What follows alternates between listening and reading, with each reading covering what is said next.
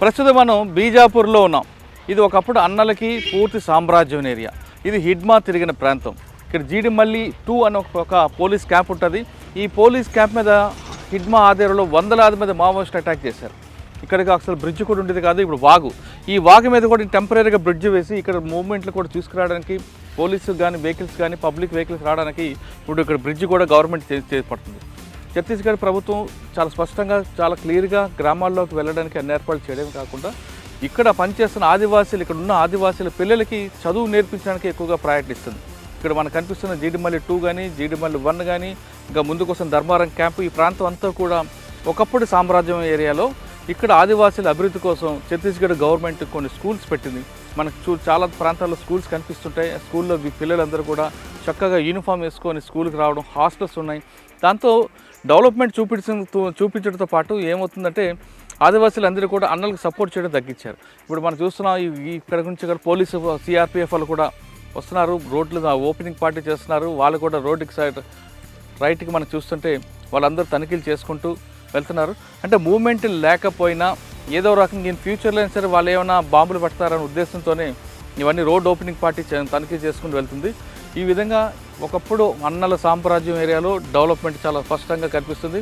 ఇదంతా కూడా ఆపరేషన్ కగార్లో భాగంగానే అనుకోవచ్చు. ఆపరేషన్ కగార్ అంటే కేవలం మావోయిస్టులు ఏరివేతే కాదు, ఛత్తీస్గఢ్, తెలంగాణ సరిహద్దు ప్రాంతంతో పాటు ఏఓబి ప్రాంతంలో కూడా డెవలప్మెంట్ చేయడం కాకుండా ఆదివాసీల అభివృద్ధి కోసం ప్రభుత్వాలు కిందకు దిగాని విషయం చాలా స్పష్టంగా తెలుసు.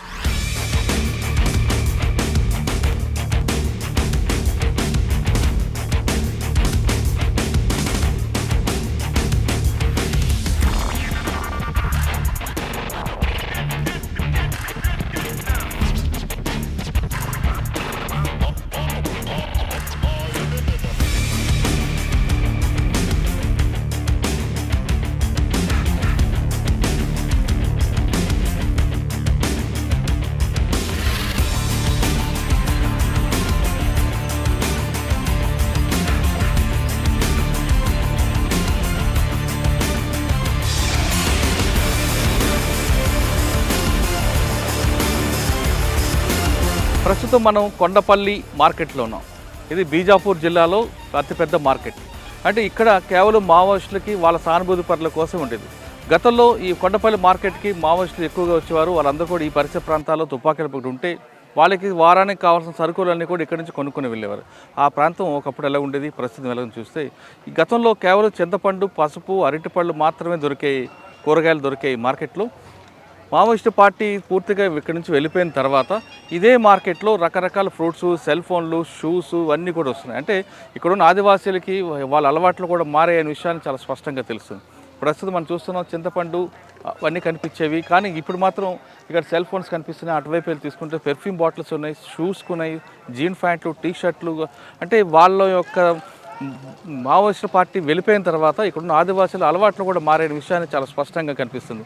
ఒకప్పుడు గతం వేరు, ప్రస్తుతం వేరు అనే విషయం చాలా స్పష్టంగా ఉంది. కానీ ఇప్పుడు కూడా అక్కడక్కడ ప్రాంతాల్లో వస్తు మార్పిడి విధానం ఇక్కడ ఉందనే విషయం చాలా స్పష్టంగా తెలిసింది. కేవలం కొన్ని విషయాలు మాత్రం, కొన్ని ఫ్రూట్స్ మాత్రమే డబ్బులు ఇచ్చుకుంటున్నారు, కానీ చింతపండు కానీ, పసుపు కానీ, లేదా వెప్ప పువ్వు ఇలాంటివన్నీ కూడా వస్తు మార్పిడి ద్వారా జరుగుతుందనే విషయం ఇక్కడ ఉన్న వాళ్ళు చెప్తున్నారు.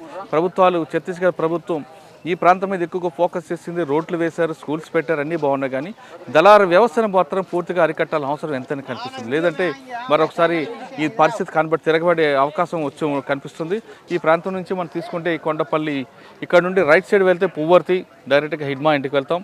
ముందుకు వెళ్తే పూజార్ కాంకేర్, ఇటు వస్తే మనం బీజాపూర్, చెర్ల వైపు వెళ్ళిపోవచ్చు. ఇది కొండపల్లి అనేది ఈ ప్రాంతంలో ఆదివాసులకి అతిపెద్ద మార్కెట్.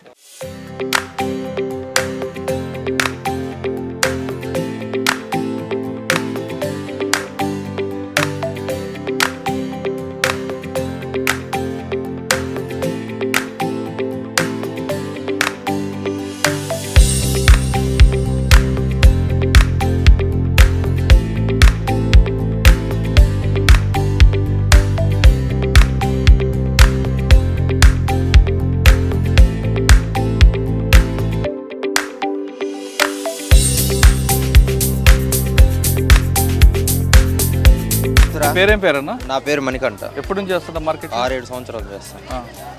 అన్నాలు వచ్చి ఉంటారా? రారు ఇక్కడ, ఓన్లీ సొంత జనాలే వస్తారు. వాళ్ళు వచ్చి కొంటుంటారట కదా, కొనుక్కొని వెళ్ళేవారట? కొనరు, రారు ఇక్కడ. ఇప్పుడు వస్తుంటారా? ఎప్పుడు రా అంటే పోలీసులు వచ్చేవారు అప్పుడు కొని? అంటే మనకి వాళ్ళు ఎవరనేది మనకు తెలియదు కదా, ఇలా జనాలు వచ్చినట్టే వచ్చి కొనుక్కొని వెళ్తారు ఎవరైనా. పోలీసు వాళ్ళు రారు ఇక్కడ. ఇక్కడ ఏం దాడులు జరుగుతుంటాయా?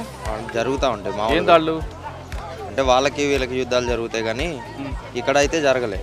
బయట ఎక్కడెక్కడో జరుగుతాయి. ఇక్కడ వస్తువులని కొనుక్కొని అమ్ముతుంటారా, లేదంటే ఇంకా ఏమైనా దళారులు ఉన్నారు ఇక్కడ? అంటే మనం జనాలకు అమ్ముకోవడమే. దళారులు లేరా? లేదు. ఇక్కడ అన్ని బయట నుంచి వస్తా మార్కెటా, లోపల నుంచి కూడా వస్తాయి? బయట నుంచి వచ్చే మార్కెట్, చెర్ల నుంచి వచ్చే మార్కెట్. ఇక్కడ పండించి వచ్చిన మార్కెట్ ఎక్కడ ఉంది? పక్కన పెడుతున్నారు చిన్న చిన్న షాపులు, అవి ఇక్కడ పండించినాయి. అన్నాలు లేకపోయినా పర్వాలేదు? పర్లేదు. ఉన్నప్పుడు బాగుందా, లేనప్పుడు బాగుందా? లేనప్పుడే బాగుంది. ఎందుకు అంటే ఎవరనేది మనకు తెలియదు కదా, ఇక్కడ వాళ్ళని వీళ్ళని తెలియదు కదా. సేమ్ అలాగే ఉంది, యాస్టీజ్గా. అప్పుడు ఎలాగుంది, ఇప్పుడు అలాగే.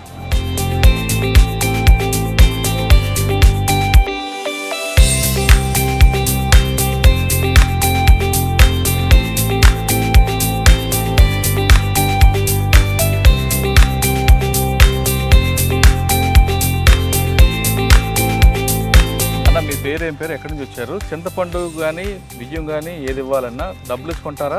ఎన్ని కేజీలు చింతపండు తీసుకుంటే ఎన్ని కేజీలు బియ్యం ఇస్తారు? డబ్బులు అయితే 40 రూపాయలు ఇస్తామండి చింతపండుకి కేజీ. అదే బియ్యం అయితే 10 కేజీలకు 15 కేజీలు చింతపండు అయినప్పుడు 10 కేజీలు అట్లా ఇస్తాం.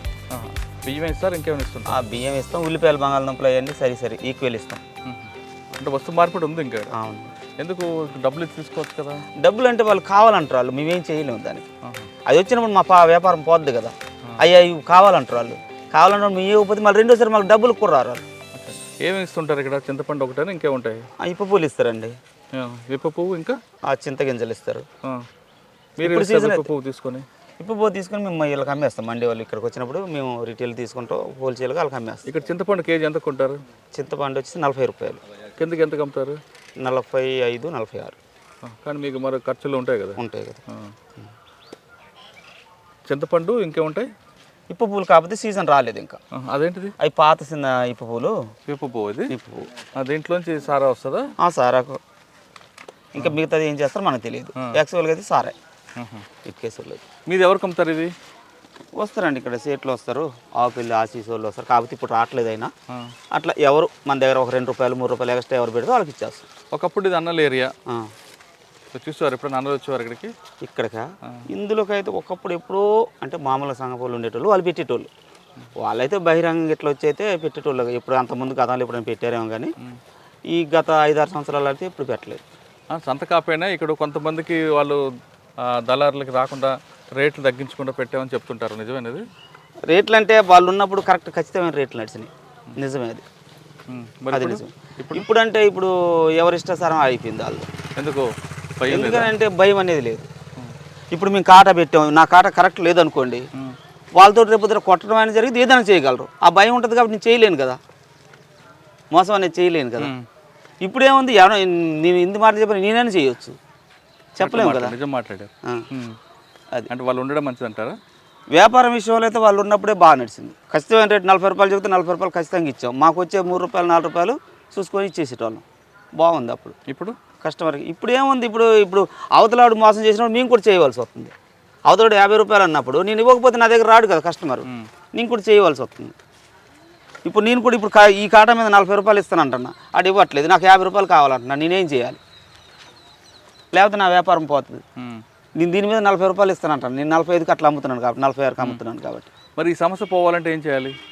ఈ సమస్య పోవాలంటే జనాలల్లే వాళ్ళకి ఒక ఇది రావాలి. ఊర్లో ఉన్నోళ్ళు కుర్రోళ్ళు, చదువుకున్న కుర్రోళ్ళు ఇట్లా అమ్మాలి, ఇట్లా చేయాలని వాళ్ళు చెప్పాలి. ఎందుకంటే వాళ్ళు ఎట్లా లేరు అంటే ఇప్పుడు అంత ఇది లేదు కాబట్టి ఊర్లో ఉన్న చదువుకున్న కుర్రోళ్ళే మనం ఎట్లా చేయాలని వాళ్ళు చెప్పాలి. ఊర్లో ఎక్కడెక్కడ నుంచి ఎవరెవరు వస్తున్నారు ఊర్లోకి, ఎట్లా ఇష్టసారంగా కొంటున్నారు కాబట్టి ఊర్లో ఉన్న చదువుకున్న కుర్రోళ్ళు మనం వాళ్ళు కూడా కొంతమంది కరెక్ట్ చెప్పలేకపోతున్నారు. నేను వెళ్ళి కొంతమంది చెబుతున్నాను, ఈ కాటా మీద ఎట్లా ఇస్తాను అని చెబుతున్నాను. అయినా సరే వాళ్ళు మాకు ఎక్కువ కావాలంటున్నారు. ఎక్కడి నుంచి వాళ్ళు నా జేబులో డబ్బులు అయితే ఇవ్వలేను కదా. మార్జిన్ ఒక 5 రూపీస్ 4 రూపీస్ లేకుండా చేయలేను. వ్యాపారం అంటే అలా మార్జిన్ ఉండాలి కదా. కూలి వాళ్ళు వస్తారు, వాళ్ళు వస్తారు, వీళ్ళు వస్తారు, అక్కడ నుంచి రావాలి, తీసుకెళ్ళాలి. అది అట్లా. అప్పుడు ఏం చేసేటోళ్ళు వాళ్ళే చెప్పేటోళ్ళు, ఇంతకు తీసుకోవాలి ఇంత. అప్పుడు వాళ్ళకి మాకు ఇంత ఇది ఉండేది కాదు. ఇప్పుడు మీ ఎంతమందికి చెబుతాం మేము? ఇప్పుడు మీలాగా ఎంతమంది వస్తారు ఇక్కడికి? చాలా మంది, వీళ్ళందరూ వచ్చేటోళ్ళు అందరూ. ఈ కొండపల్లి సంతకి ఎక్కువ ఫేమస్ ఏంటి? సరుకు వస్తుంది, బాగా వస్తుంది. ఇప్పు పూలు, గారబద్దలు, చింతపండు, చుట్టుపక్కల బాగా ఊర్లు ఉన్నాయి కాబట్టి. ఎన్ని గ్రామాలకి ఈ సంతది? చాలా గ్రామాలు ఉన్నాయి. ఇటు పువ్వార్తి నుంచి ఉన్నాయి. పువ్వార్తు, బట్టిగూడెం, ఇటు వచ్చి కౌరుగట్ట, అటు వెళ్ళి కంచెల, ఇవన్నీ. ఇటు నుంచి వచ్చి దామారం, ఇటు వెళ్తే కోమటపల్లి, రేగపల్లి, ఇటు వెళ్తే తిమ్మిరిగూడెం, అటు కమలాపురం, నరసాపురం, ఇట్లా చుట్టూ చాలా ఊర్లు ఉన్నాయి. అందుకే ఇక్కడికి ఎక్కువ వస్తారు. ఇక్కడ ఉన్న దాంట్లో ఇదే పెద్ద సంత. ఇంకేమున్నాయి ఇంకా ఇది కాకుండా సంతలా? ఇది కాకుండా అంటే మరి చుట్టుపక్కల అయితే అటు ఉంది, మళ్ళీ భీమారం ఉంది, కానీ అది పెద్ద సంత ఏం కాదు. ఇది పెద్దది, ఇదే పెద్ద. వారానికి ఒకసారి భీమారం ఉంది, కానీ అది అంత పెద్ద సంత ఏం కాదు. అంటే కొద్దిగా వస్తారు. పెద్ద సంత అంటే ఇదే. ఇప్పటికీ చూస్తున్నాం, కనిపిస్తుంది మనకి. ఎంత డెవలప్ అయినా వస్తు మార్పిడి ఉందంటారు, కానీ దానికి కూడా కారణం ఆదివాసీలే. వాళ్ళు అభివృద్ధి లేకపోవడం వల్లే ఇటువంటి పరిస్థితి వచ్చిందని ఒక మిత్రుడు చెప్తున్నారు. ఇప్పటికైనా ప్రభుత్వాలు ఖచ్చితంగా వచ్చి వీళ్ళకి వస్తు మార్పిడి వల్ల వచ్చే లాభం ఏంటి, డబ్బు తీసుకుంటూ వచ్చే నష్టమా లాభమా అనే విషయాన్ని వీళ్ళకి అవగాహన కల్పిస్తే వాళ్ళలోనే మార్పు వచ్చే అవకాశం ఉందని చాలా స్పష్టంగా తెలుస్తుంది. ఇది కొండపల్లి సంతలో ఇది ఒకటే కాదు, విప్పు పువ్వే కాదు, రకరకాల వస్తువులు ఉంటాయి. ఈ ప్రాంతంలో దాదాపు 7 గ్రామాలు, కానీ అన్ని గ్రామాలకి అతిపెద్ద సంత ఏదంటే కొండపల్లి. ఇక్కడ గతంలో మావోయిస్టులు వచ్చేవారు, వాళ్ళకి కావాల్సిన సరుకులను కొనుక్కెళ్ళారు. వాళ్ళు రాకపోయినా వాళ్ళకి సానుభూతి పనులు వచ్చి ఈ సంత మీద ఆధారపడేవారు. ఇక్కడ పువ్వర్తి కానీ హిడ్మాకు సంబంధించిన కానీ వివరాలు సార్ ఇక్కడికి రావాల్సింది. ఇప్పుడు మనం ముందుకు వెళ్తే కొంత దూరంలో పెద్ద బండరాలు కనిపిస్తాయి. అదే దామోదర్కి అడ్డ. ఆ దామోదర్ కూడా అక్కడి నుంచి ఫోటోలు దిగి మీడియాకి రిలీజ్ చేసిన వ్యక్తి. ఈ ప్రాంతం అన్నలకి పెట్టని కోట, వాళ్ళ సామ్రాజ్యం అన్నది చాలా స్పష్టంగా చెప్పొచ్చు. కానీ ఇప్పుడు కాదు, ఇప్పుడు పూర్తిగా పోలీసుల క్యాంపుల మధ్యలో నడుస్తుంది కాబట్టి ఎలాంటి ఇబ్బందులు. కానీ ఆదివాసీలు నష్టపోకుండా ఉండాలంటే ప్రభుత్వాలు ఖచ్చితంగా వాళ్ళకి అవగాహన కార్యక్రమాలు కల్పించిన అవసరం ఎంతైనా కనిపిస్తుంది.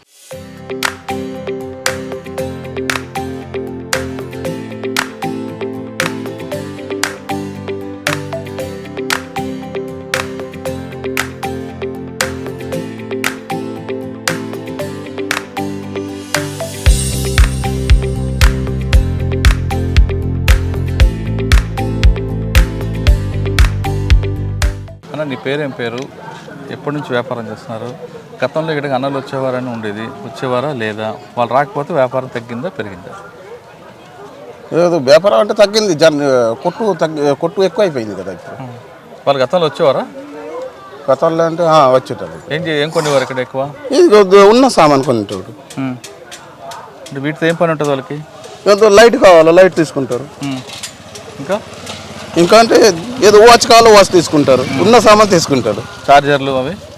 చార్జర్ అంటే కరెంట్ లేనప్పుడు కరెంట్ ఇక్కడే అది డీసీ చార్జర్ కదా తీసుకుంటారు. అందరు కలిసి వచ్చేవారా, ఒక్కొక్కరు వచ్చేవారా? లేదు, వాళ్ళు సివిల్ డ్రెస్లో వస్తారు.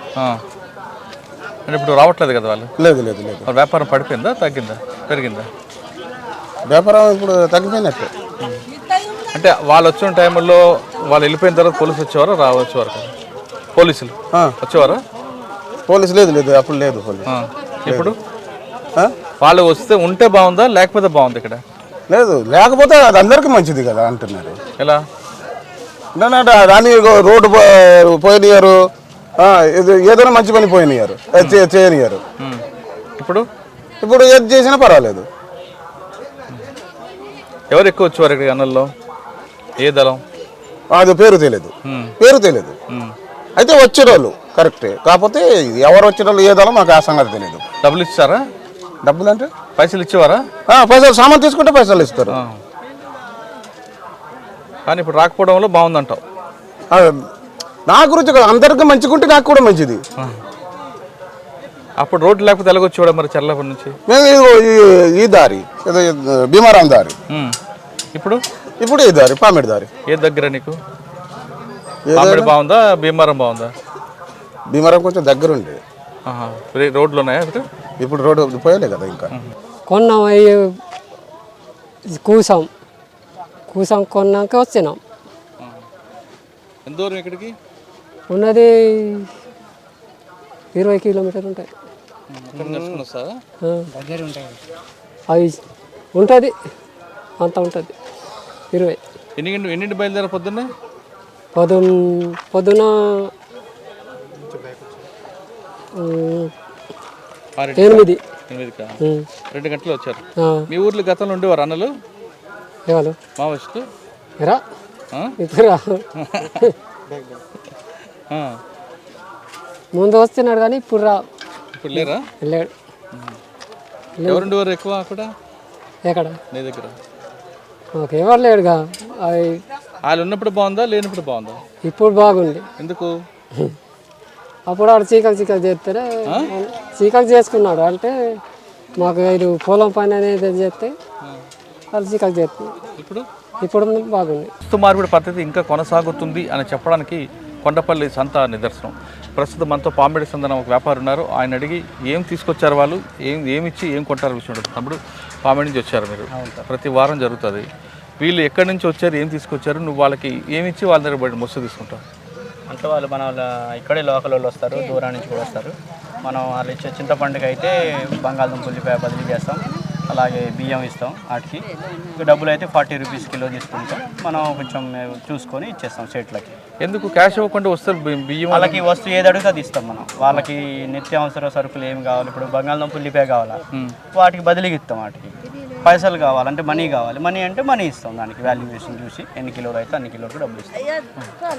గతంలో ఇక్కడికి అన్నలు వచ్చేవారా? అన్నాలంటే ఇక మన గతంలో మనం ఎక్కువ రాలే, మమ్మీ వాళ్ళు చేసేవాళ్ళు. నేను ఇప్పుడు ఈ మధ్యలో వస్తున్నా.